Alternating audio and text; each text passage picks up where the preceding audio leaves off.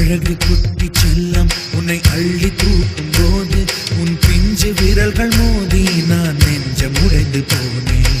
ஆளை கடத்தி போகும் உன் கண்ண குழியின் சிரிப்பில் விரும்பி மாட்டிக்கொண்டேன் நான் திரும்பி போக